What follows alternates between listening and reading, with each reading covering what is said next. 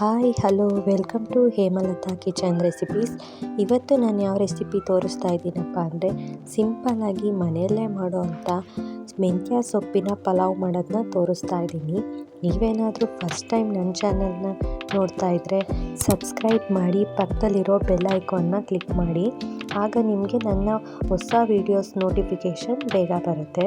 ಬನ್ನಿ ಈಗ ಹೇಗೆ ಮಾಡೋದು ಅಂತ ನೋಡೋಣ. ಮೊದಲಿಗೆ ಒಂದು ಮಿಕ್ಸಿ ಜಾರ್ಗೆ 1 ಗೆಡ್ಡೆ ಬೆಳ್ಳುಳ್ಳಿ, 1 ಇಂಚಷ್ಟು ಶುಂಠಿ, 1 ಹಿಡಿಯಷ್ಟು ಕಾಯಿ ಚೂರು, ಖಾರಕ್ಕೆ ಒಂದು 6 ಮೆಣಸಿನ್ಕಾಯಿ, ಜೊತೆಗೆ 1 ಸ್ಪೂನ್ ಜೀರಿಗೆ, ಚಕ್ಕೆ ಲವಂಗನ ನುಣ್ಣಗೆ ರುಬ್ಕೋಬೇಕು. ಈಗ ಒಂದು ಕುಕ್ಕರ್ನ ಇಟ್ಕೊಂಡು ಅದಕ್ಕೆ ಎಣ್ಣೆನ ಹಾಕ್ಕೊಳ್ಳೋಣ. ಈಗ ಇದಕ್ಕೆ ನಾವು ಪಲಾವ್ ಸ್ಪೈಸಸ್ನೆಲ್ಲ ಹಾಕ್ಕೊಳ್ಳೋಣ. ಚಕ್ಕೆ ಲವಂಗ ಪಲಾವ್ ಎಲೆ ಎಲ್ಲ ಹಾಕ್ಕೊಂಡು ಸ್ವಲ್ಪ ಫ್ರೈ ಆದಮೇಲೆ 2 ಈರುಳ್ಳಿ ಉದ್ದುತ್ತಾ ಹೆಚ್ಚಿಟ್ಕೊಂಡಿರೋ ಈರುಳ್ಳಿನ ಹಾಕ್ಕೊಳ್ಳೋಣ. ಈರುಳ್ಳಿ ಸ್ವಲ್ಪ ಕಲರ್ ಚೇಂಜ್ ಆಗೋವರೆಗೂ ಫ್ರೈ ಮಾಡಬೇಕು. ಈರುಳ್ಳಿ ಫ್ರೈ ಆದಮೇಲೆ ಇದಕ್ಕೆ ತೊಳೆದು ಸಣ್ಣದಾಗಿ ಹೆಚ್ಚಿಟ್ಕೊಂಡಿರೋ ಅಂಥ ಮೆಂತ್ಯ ಸೊಪ್ಪನ್ನು ಹಾಕ್ಕೊಳ್ಳೋಣ. ಮೆಂತ್ಯ ಸೊಪ್ಪಲ್ಲಿ ಸ್ವಲ್ಪ ಕಹಿ ಅಂಶ ಇರೋದ್ರಿಂದ ಈ ಥರ ಫ್ರೈ ಮಾಡಿಕೊಂಡ್ರೆ ಆ ಕಹಿ ಅಂಶ ಎಲ್ಲ ಹೋಗುತ್ತೆ. ಮೆಂತ್ಯ ಸೊಪ್ಪೀಗ ಚೆನ್ನಾಗಿ ಫ್ರೈ ಆಗಿದೆ. ಈಗ ಇದಕ್ಕೆ ನಾವು ನೆನೆಸಿಟ್ಕೊಂಡಿರೋ ಅಂಥ ಕಾಬೂಲ್ ಕಡಲೆನ ಹಾಕ್ಕೊಳ್ಳೋಣ. ನೀವು ಬೇಕಿದ್ದರೆ ನೆನೆಸಿಟ್ಟಿರೋ ಬಟಾಣಿನ ಹಾಕೋಬೋದು. ನಾನಿಲ್ಲಿ ಕಾಬೂಲ್ ಕಡಲೆನ ಹಾಕೋತಾ ಇದ್ದೀನಿ. ತುಂಬಾ ಚೆನ್ನಾಗಿರುತ್ತೆ ಟೇಸ್ಟು. ಇದನ್ನು ಸಹ ಒಂದು 30 ಸೆಕೆಂಡ್ಸ್ ಫ್ರೈ ಮಾಡ್ಕೋಬೇಕು. ಫ್ರೈ ಮಾಡಾದಮೇಲೆ ನೀವು ಮೊದಲೇ ರುಬ್ಬಿಟ್ಕೊಂಡಿರೋ ಅಂಥ ಮಸಾಲಾನ ಇವಾಗ ಆ್ಯಡ್ ಮಾಡ್ಕೊಳ್ಳೋಣ. ಅದೇ ಜಾರ್ಗೆ ಒಂದು 1/4 ಕಪ್ಪಷ್ಟು ನೀರು ಹಾಕ್ಕೊಂಡು ಅದನ್ನು ಆ್ಯಡ್ ಮಾಡ್ಕೊಳ್ಳೋಣ. ಈಗ ಇದು ಸ್ವಲ್ಪ ಫ್ರೈ ಆಗಬೇಕು. ಮಸಾಲೆ ಎಲ್ಲ ಹಸಿ ವಾಸನೆ ಹೋಗಬೇಕು. ಈಗ ಇದಕ್ಕೆ ಅರಿಶಿನ ಹಾಕ್ಕೊಳ್ಳೋಣ. ಮಸಾಲೆ ಎಲ್ಲ ಸ್ವಲ್ಪ ಎಣ್ಣೆ ಬಿಟ್ಕೊಳ್ಳೋಷ್ಟು ಫ್ರೈ ಮಾಡಬೇಕು ನಾವು.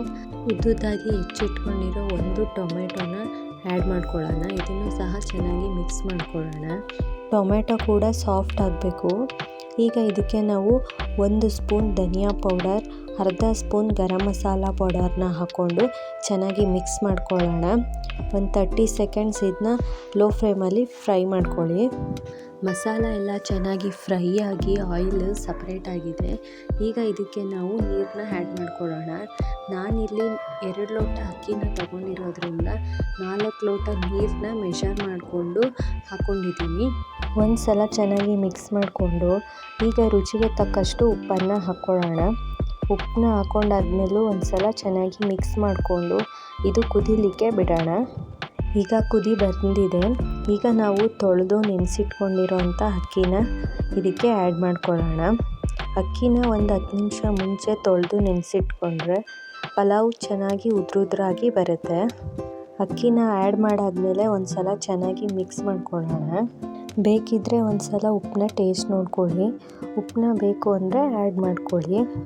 ಈಗ ಇದು ಕುದಿ ಬರಬೇಕು. ಕುದಿ ಬಂದಾದಮೇಲೆ ನಾವು ಲೆಡ್ನ ಕ್ಲೋಸ್ ಮಾಡಬೇಕು. ಕೆಲವರು ಅಕ್ಕಿ ಹಾಕಿದ ತಕ್ಷಣವೇ ಲೆಡ್ನ ಕ್ಲೋಸ್ ಮಾಡಿಬಿಡ್ತಾರೆ. ಆ ಥರ ಮಾಡಿದ್ರೆ ನಿಮಗೆ ಅನ್ನ ಉದ್ರಾಗಿ ಬರಲ್ಲ. ಈಗ ಕುಕ್ಕರ್ನ ಲೆಡ್ ಕ್ಲೋಸ್ ಮಾಡಿ 1 ವಿಷಲ್ನ ಕೂಗಿಸಿ ಕುಕ್ಕರ್ ಪ್ರೆಷರ್ ಎಲ್ಲ ಹೋಗಾದ್ಮೇಲೆ ಕುಕ್ಕರ್ನ ಓಪನ್ ಮಾಡಿ ಒಂದು ಸಲ ಈ ಥರ ಮೇಲಿಂದ ಕೆಳಗೆ ಅನ್ನನ ಚೆನ್ನಾಗಿ ಮಿಕ್ಸ್ ಮಾಡ್ಕೊಳ್ಳಿ. ನೋಡಿ ಎಷ್ಟು ಉದುರಾಗಿ ಬಂದಿದೆ ಅಂತ. ನೀವು ಈ ರೆಸಿಪಿನ ಬ್ರೇಕ್ಫಾಸ್ಟ್ ರೆಸಿಪಿಯಾಗೂ ಮಾಡ್ಬೋದು ಅಥವಾ ಲಂಚ್ ಬಾಕ್ಸ್ಗೂ ಮಾಡ್ಬೋದು. ತುಂಬಾ ಚೆನ್ನಾಗಿರುತ್ತೆ. ಇದಕ್ಕೆ ರಾಯ್ತಾ ಅಥವಾ ಚಟ್ನಿ ಇದ್ದರೆ ಒಳ್ಳೆಯ ಕಾಂಬಿನೇಷನ್ ಆಗುತ್ತೆ. ನೀವು ಈ ರೆಸಿಪಿನ ಮನೆಯಲ್ಲಿ ಒಂದು ಸಲ ಟ್ರೈ ಮಾಡಿ ಹೇಗಿತ್ತು ಅಂತ ಕಮೆಂಟ್ ಮಾಡಿ. ಇದೇ ರೀತಿ ರೆಸಿಪಿ ವಿಡಿಯೋಗಳಿಗೋಸ್ಕರ ನನ್ನ ಚಾನಲ್ನ ಸಬ್ಸ್ಕ್ರೈಬ್ ಮಾಡಿ. Thank you for watching.